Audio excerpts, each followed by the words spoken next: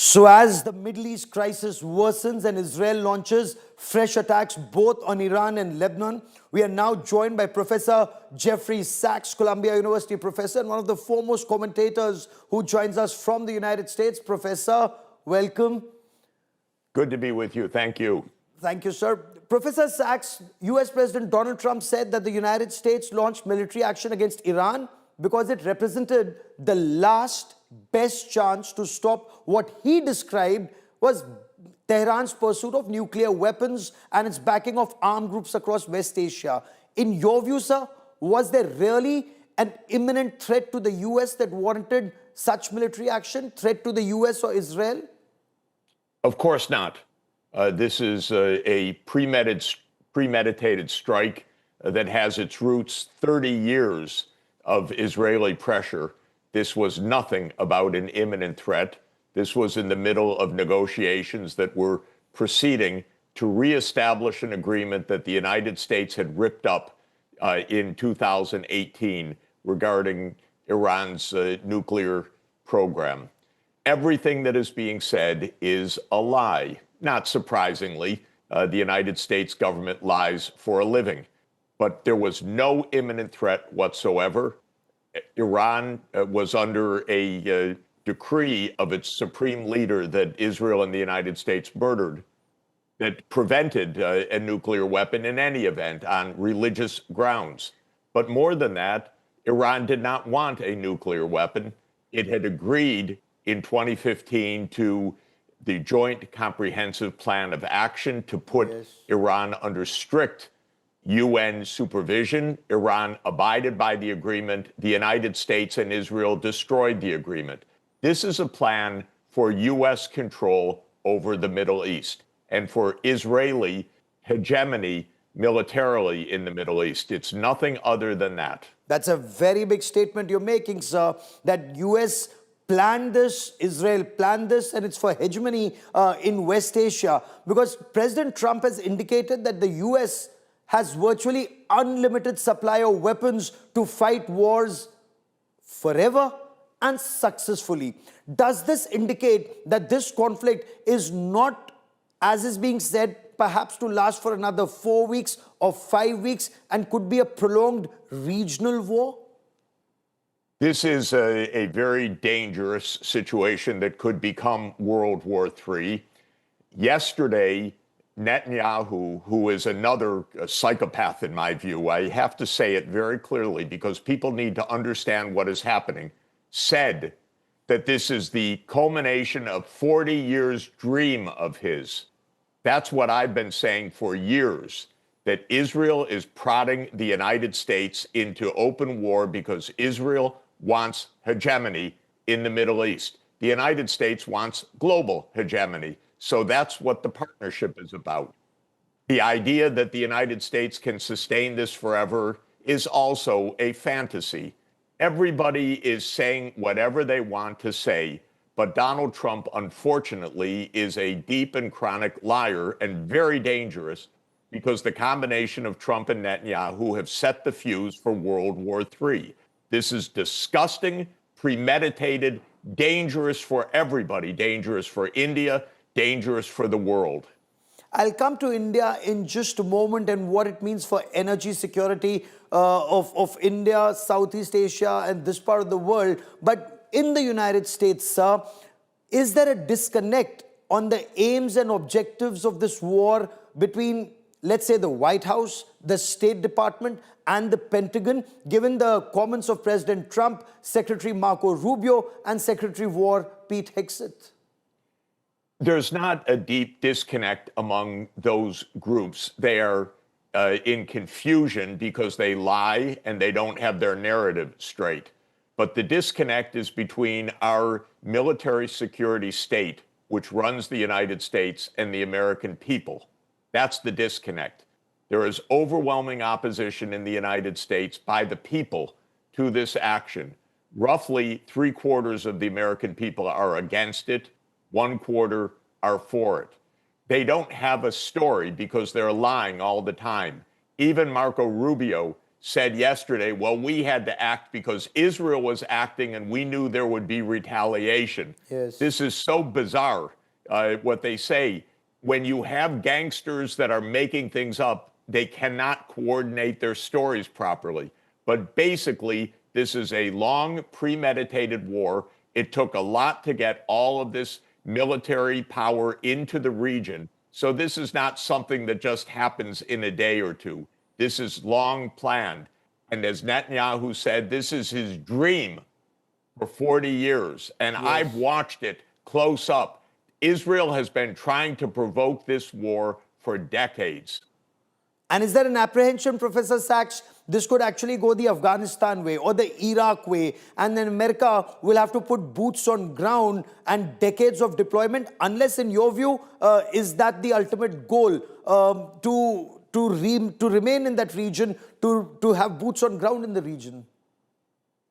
I don't think the American society will accept boots on the ground. I don't believe it, because Donald Trump is a deeply unpopular person who came into office promising exactly the opposite. The American people see through these lies. This is a war of choice chosen by Trump and Netanyahu. The Americans do not want boots on the ground, and I don't think it will happen, frankly. So what will happen depends on this underlying military situation.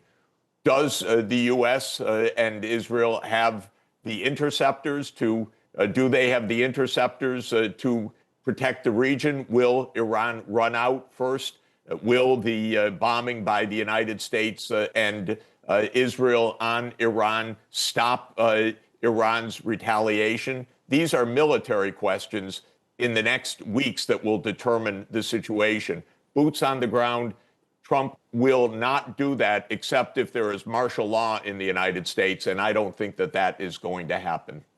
Okay, because Professor Sachs, Iran's foreign minister Sayyid Abbas Araghchi, he said a nuclear agreement was close. Iran's accusing President Trump of sabotaging diplomacy by launching attacks during negotiations or preparing for attacks during negotiations, and Oman has voiced similar views. Does that, in your view, sir, take away from the credibility of the United States, not just in West Asia, but across the world? I hope that people in India have learned that you cannot negotiate with the United States. They have no principles right now. They cheat. They do what they want. This is ruled by the executive without any legislative control. Trump operates on a basis of retribution or punishment. He did that with India. He's doing that here. This is the second time within 1 year that the United States said it was negotiating, and then in the midst of negotiations bombed the counterpart. It also killed the counterparts of Hamas when it was negotiating with Hamas. This is actually a tactic, a very transparent one. Enter negotiations with us, then we will kill you. This is not even contested. You just have to follow the news day to day. I have to admit, I said publicly with the Iranians and everybody else, you cannot negotiate with these people. They are not interested in negotiations. This is not about the nuclear agreement. That's why Trump ripped up the agreement in 2018. This is about hegemony. Now, if people want to accept United States hegemony, that's one thing. If they want not to have a hegemon, then it's a different story. So do you want Israel running the Middle East? Do you want the United States running the world? Do you want the United States to be the British Empire of the 21st century? Or should countries be sovereign and living under the UN Charter? That's the fundamental question that is at stake right now. And that is something that we must discuss in greater detail if you have time, because the manner in which the president of Venezuela, President Maduro, was abducted on day one, and another day you see the supreme leader of Iran being decapitated or assassinated, as Iran puts it. What does this say about rules-based order or the lack of it in the world. Today it's these countries, tomorrow it could be any country in the world. The only rules-based order we have is the United Nations Charter. We can decide to live with it or not live with it. If we live with it, then we have to recognize that what the United States government is doing is blatantly illegal, because under Article 2, Paragraph 4 of the UN Charter, it says that no state may use the threat of force or force against another sovereign state. This is very straightforward. That's the principle on which the entire rules-based order is found. The United States does not accept that principle. The United States is the world's empire. It believes that the strong do what they can and the weak suffer what they must. A line of Western history that goes back to the ancient wars in Greece. And that is the American view. Even the White House has stated that international law is a nicety. That is the question before the world. This year, India is the president of the BRICS. Yes. Does the BRICS stand for the UN or for US hegemony? This is a very basic question.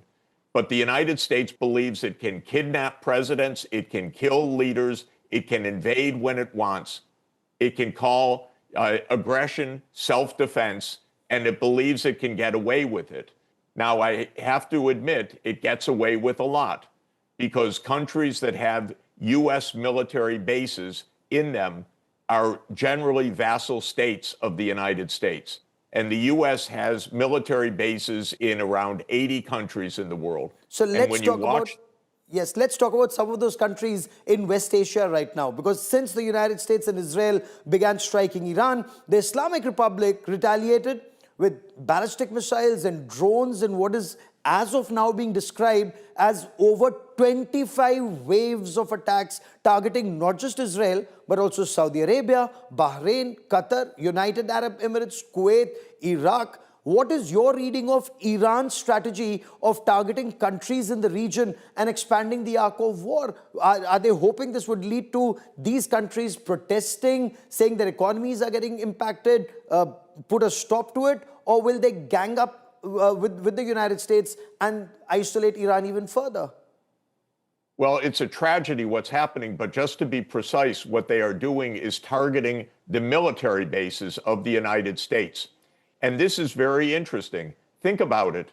All of those countries, Bahrain, United Arab Emirates, Saudi Arabia, Iraq, these are countries that are home to the US military and the CIA.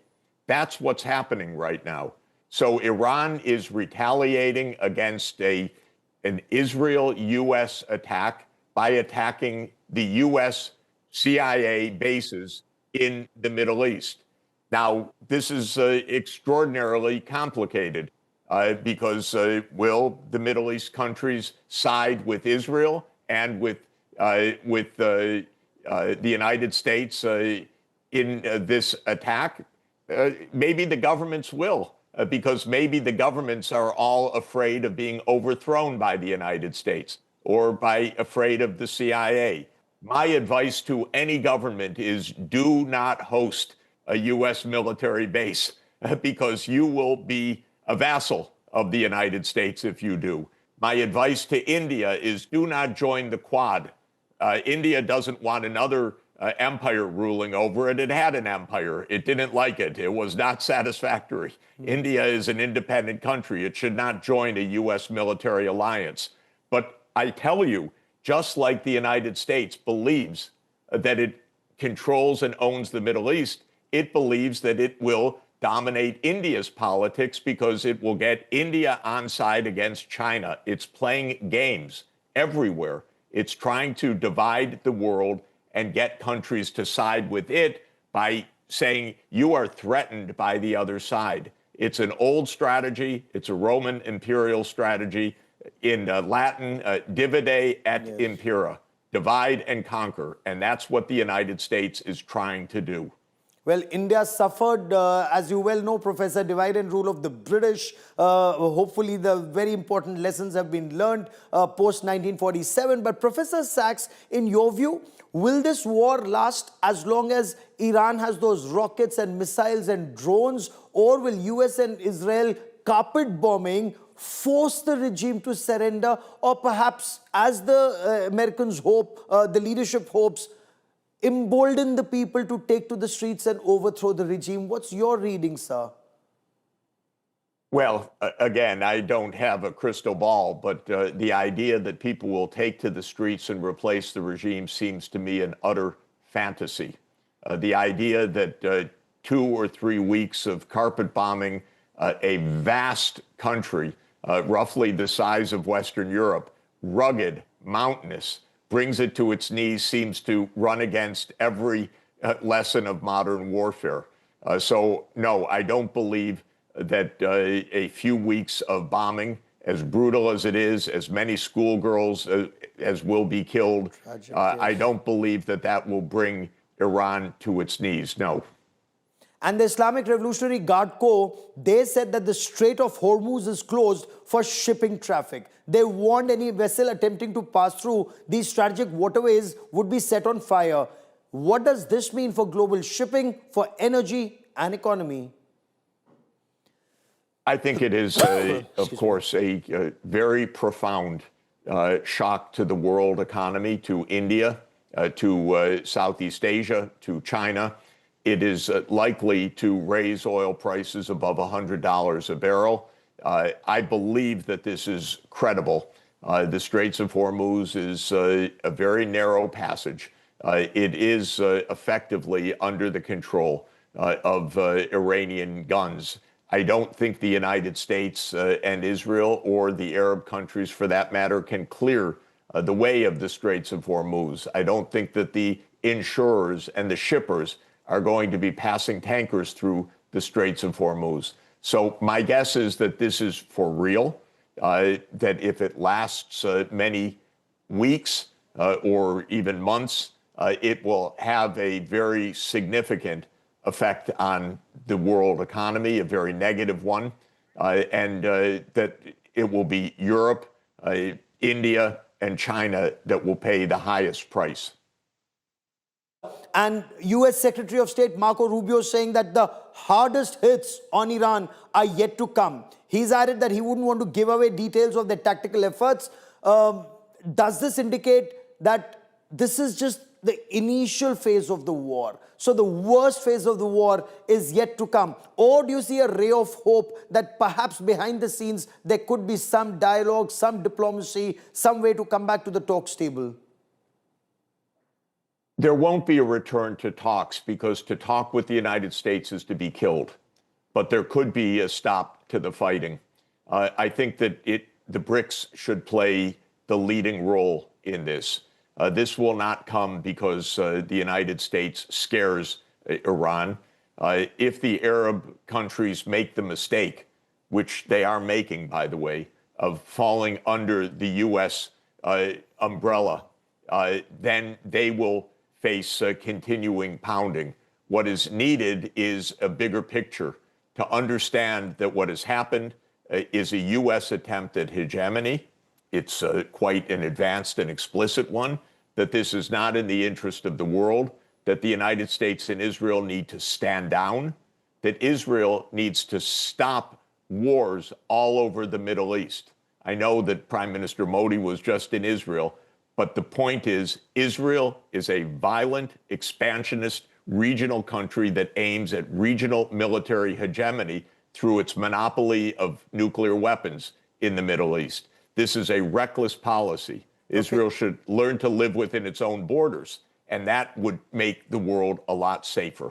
So since you spoke of the nukes, Professor Sachs, Sergei Lavrov, the Russian foreign minister, a short while back said that the US move may just spur not just Iran, but other countries to acquire a nuclear weapon, because perhaps that's the only way to stay safe. Would you agree with that assessment?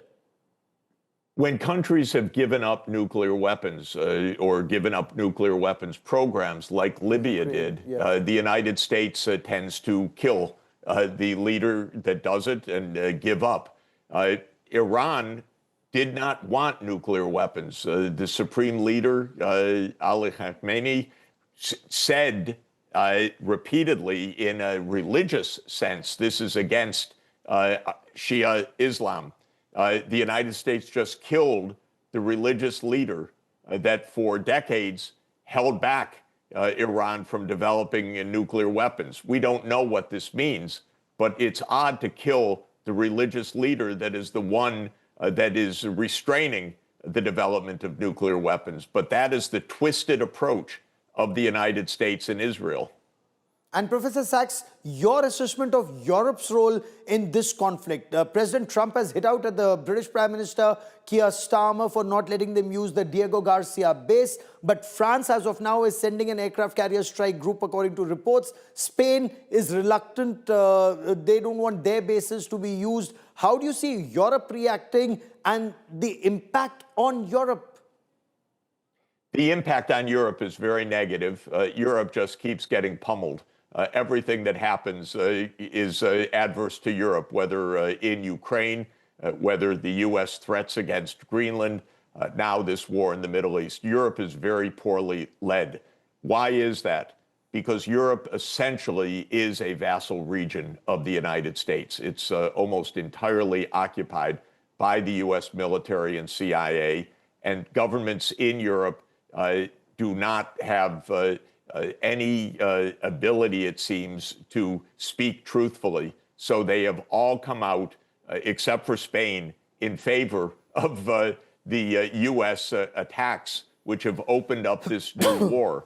But that's because of how vulnerable they actually are, how much of a vassal they consider themselves to be. They do not speak for their own interest, and that's why European interests are never represented.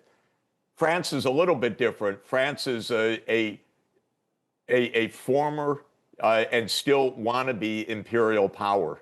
So France still envisions itself as having an imperial role in the Middle East, notably in Lebanon. This is not what the French people want. This is not what Europe wants. Interestingly, people all over the world want peace, but the leaders in the United States and Israel and in Europe want war. It makes these leaders deeply unpopular. 6 body bags so far, and God forbid there should be more. I hope not. 3 aircraft lost, fears of escalation.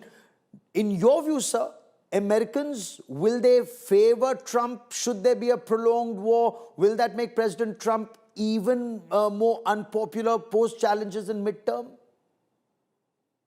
I personally would be shocked if Trump found support in the United States for what he has done. At the beginning of this, 75% of the Americans were against it. If this is prolonged, Trump's approval ratings, in my view, will plummet further. He was at 37% approval, 60% disapproval when the war started. He's not a popular man. Now, the U.S. government has not even been able to tell the same lie about why this war started. As you noted, the White House, the Pentagon, and the State Department are all strategically together, but tactically, they don't even know how to tell the same story. This is not reassuring to the American people.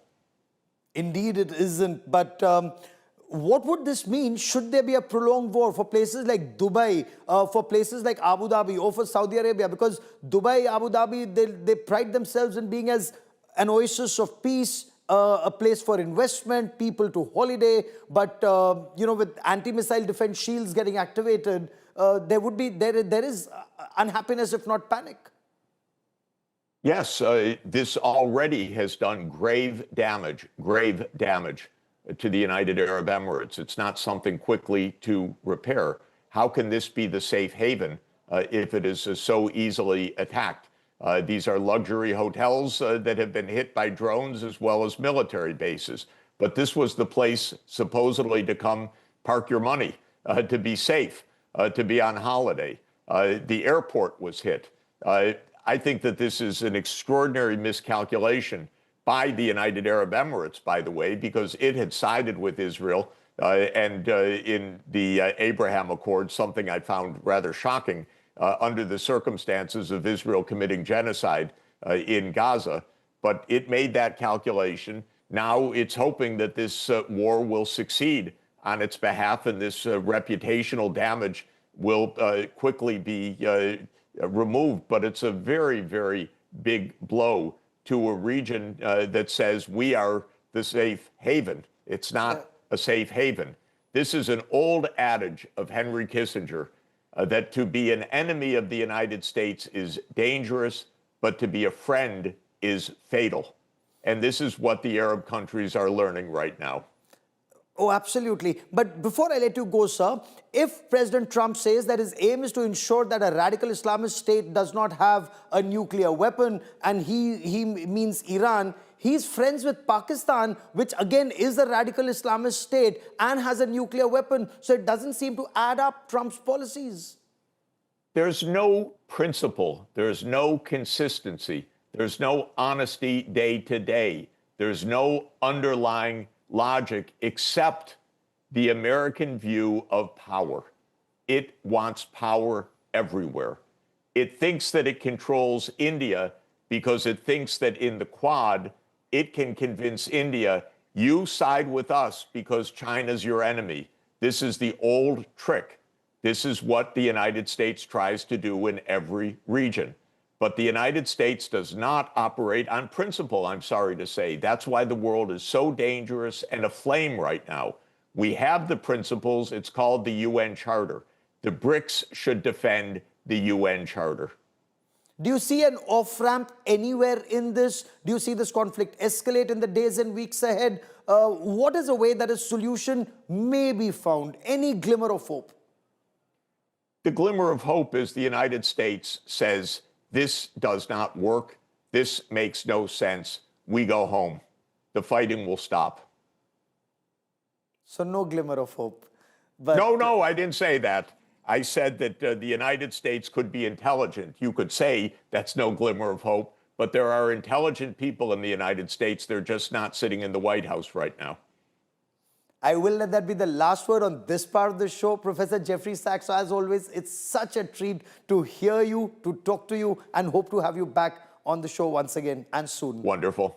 Thank you very much.